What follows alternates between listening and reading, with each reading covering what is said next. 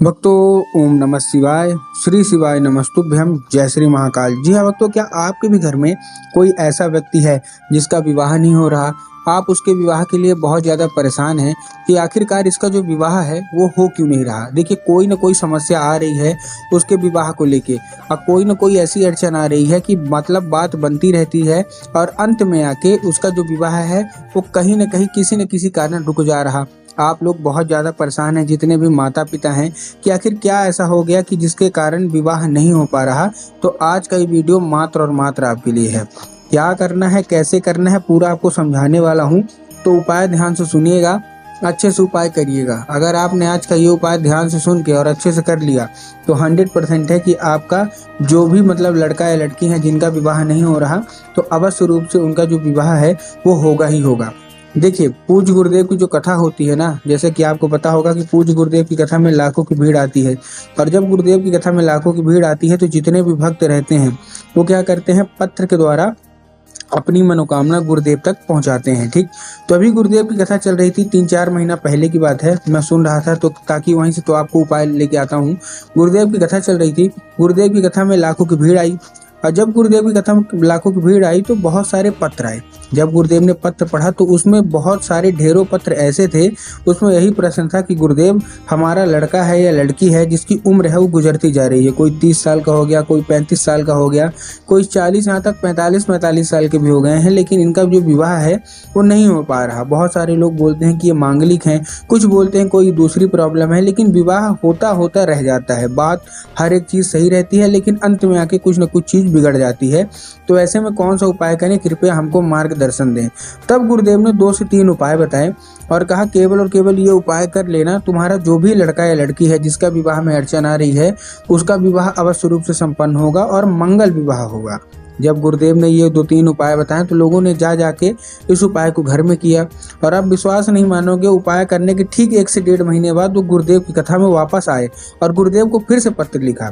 लेकिन इस बार का पत्र गुरुदेव को धन्यवाद के रूप में पत्र था कि गुरुदेव धन्य हो आपका, आपके द्वारा बताया गया उपाय हमने कर लिया है और हमारा जो भी लड़का या लड़की था जिसका विवाह वर्षों से हम लोग वेट कर रहे थे कि हो जाए, नहीं हो रहा था, उसका विवाह पक्का हो गया है। हम आपको आमंत्रित करने आए हैं। तो देखिए, जो लोग भी मेरी आवाज़ सुन रहे हैं, अगर आपको भी जानना है कि आखिर ऐसा कौन सा उपाय है जिसको करने मात्र से विवाह जो है ना वो मात्र 1 से 1.5 महीने के अंदर पक्का हो जाता है, तो चलिए हम बताते हैं आपको आज की इस वीडियो के माध्यम से कि आपको करना क्या है। लेकिन उससे पहले चैनल पे अगर पहली बार आए हैं और आवाज़ मेरी पहली बार सुन रहे हैं तो वीडियो को कर दें लाइक और चैनल को भी कर लें सब्सक्राइब, ताकि पूजनीय पंडित प्रदीप जी मिश्रा के रोज़ नए नए उपाय जो कि मैं उनकी कथा से सुनता हूँ, श्रवण करता हूँ, सबसे पहले मैं आपको प्राप्त करा सकूँ। तो देखिए, जो हमारा पहला उपाय है वो 21 चने की दाल का उपाय है। ये उपाय जितने भी माता पिता हैं अपने लड़का या लड़की जिनका भी विवाह नहीं हो रहा उनके हाथों करा सकते हैं। और उसके बाद 1-2 उपाय मैं और आपको बताऊंगा। ये जो उपाय है हमारा 21 चने की दाल का उपाय, इसको आपको 2 दिन में करना है, मतलब रविवार की रात को और सोमवार की सुबह को। इस उपाय में आपको चाहिए क्या, सबसे पहले तो एक तांबे का लोटा चाहिए। क्या चाहिए? तांबे का लोटा। ध्यान से करिएगा, तांबे का ही लोटा चाहिए। बहुत सारे लोग गलती क्या करते हैं कि स्टील का लोटा ले लेते हैं, जो कि गलत है। आपको तांबे का लोटा लेना है, उसमें 21 दाने चने की दाल, जो चने की दाल आती है ना, 21 दाने उसमें डाल देना है। साथ साथ आपको 1 सुपारी डालना है, जो कि पूजा पाठ में यूज होती है, जो कि पूरी सुपारी रहती है, कटी वाली नहीं, पूरी वाली। ठीक है, उसके साथ आपको एक सिक्का डालना है। अब सिक्का कोई सा भी हो सकता है, 1 रुपये, 2 रुपये, 5 रुपये, 10 रुपये, कोई सा भी आप सिक्का उसमें डाल दीजिए और थोड़ा सा उसमें चावल डाल दीजिए। अब आपको क्या करना है, उसको ऊपर से जो लोटा खुला हुआ होगा उसको आपको एक लाल कपड़े से बांध देना है। ठीक है, बांधने के बाद आपको रविवार की रात को आपके घर में जो भी भगवान भोलेनाथ का मंदिर वो हो, मतलब फोटो हो या मूर्ति हो, उसके सामने आपको रख देना है। मनोकामना मांग के, जो भी मनोकामना है मांगने की, और रखवाना किससे है? उन्हीं से जिनका विवाह नहीं हो पा रहा है। ठीक है, अब आपको देखिए करना क्या है, रखवा दिया। अगले दिन आपको उठना है और अपने बच्चे के हाथ वही लोटा किसी भी ब्राह्मण या किसी भी पंडित को आपको अर्पित करवा देना है, दान करवा देना है। पूज्य गुरुदेव कहते हैं कि ये दान बहुत ही बड़ा दान माना जाता है। जो कोई भी व्यक्ति ये दान कर लेता है उसकी सारी की सारी इच्छा, सारी की सारी मनोकामना अवश्य रूप से पूरी होती ही होती है और विवाह पक्का होता ही होता है। ठीक है, ये था हमारा पहला उपाय। अब जो हमारा दूसरा उपाय है, इसमें आपको क्या करना है, 11 लाल फूल से ये उपाय करना है। अब 11 लाल फूल से आपको कैसे उपाय करना है, इस उपाय में आपको 11 लाल फूल लेने हैं। अब 11 लाल फूल आप कोई से भी ले सकते हैं, आप गुलाब के ले लीजिए, गुड़हल के ले लीजिए, जो भी आपका मन हो आप ले लीजिए। बस एक चीज़ का ध्यान रखना है कि एक किस्म का होना चाहिए। अगर आप गुलाब का ले रहे हैं तो केवल और केवल गुलाब का लीजिए, अगर आप गुड़हल का ले रहे हैं तो केवल और केवल आप गुड़हल का ले लीजिए, ठीक है। ले लिया, लेने के मतलब बहुत सारे लोग यहाँ ये गलती करते हैं कि 2 फूल गुलाब के ले लिए, 3 फूल गुड़हल के ले लिए, 2 फूल किसी और, ऐसा आपको नहीं करना है, ठीक है। आपको एक किस्म का लेना है, ठीक। ले लिया, लेने के बाद आपको पहुँच जाना है कहाँ, सीधा सीधा शिव मंदिर। ये उपाय उन्हीं को करना है जिनका विवाह नहीं हो पा रहा। पहुँच गए शिव मंदिर। शिव मंदिर पहुँचने के बाद आपको क्या करना है, आपको माता अशोक सुंदरी की जगह पे, अब देखिए जिनको पता है कि माता अशोक सुंदरी की जगह कहाँ होती है उनका तो चलिए ठीक है, वो कर लेंगे, लेकिन बहुत सारे ऐसे लोग हैं जिनको यही नहीं पता कि माता अशोक सुंदरी की जगह होती कहाँ है।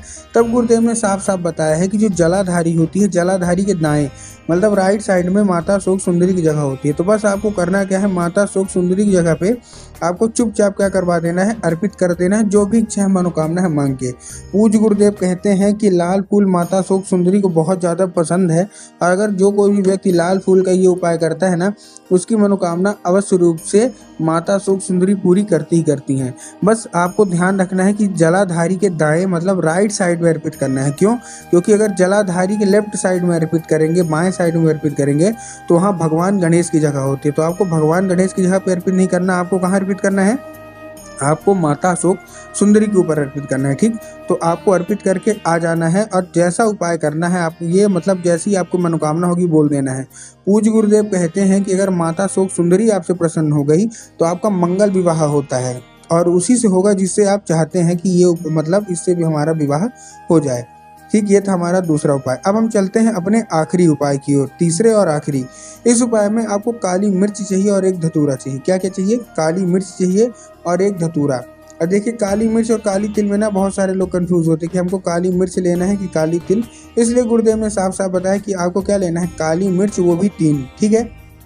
ले लिया, साथ साथ आपको एक धतूरा चाहिए। धतूरा अच्छा होना चाहिए, हरा होना चाहिए, कहीं से भी खंडित नहीं होना चाहिए, या कहीं से भी खराब नहीं होना चाहिए, क्योंकि खंडित चीज़ें महादेव को क्रोधित करती हैं, और आपको महादेव को प्रसन्न करना है, क्रोधित नहीं करना है, ठीक है। ले लिया, लेने के बाद आपको पहुंचना है सीधा सीधा शिव मंदिर। शिव मंदिर आप पहुंच गए। शिव मंदिर पहुंचने के बाद आपको दक्षिण दिशा में खड़े होना है और उत्तर की ओर चेहरा करके।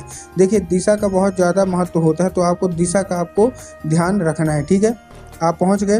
पहुंचने के बाद आपको करना क्या है, जैसे आप पहुंचेंगे, पहुंचने के बाद आपको खड़े हो गए जिधर साइड, देखिए जिनको पता नहीं है कि मतलब दक्षिण क्या है उत्तर क्या है, तो गुरुदेव ने साफ साफ बताया है कि आप जिधर साइड शिव मंदिर की जलाधारी होगी ना, आपको अपना चेहरा उधर साइड करके खड़े हो जाना है, ठीक। खड़े हो गए। खड़े होने के बाद आपको क्या करना है, श्रम्भेश्वर महादेव का नाम लेके चुपचाप अर्पित कर देना है मनोकामना मांग के। आप खुद ही देखेंगे कि 1 से 1.5 महीने के अंदर आपका विवाह पक्का होगा ही होगा।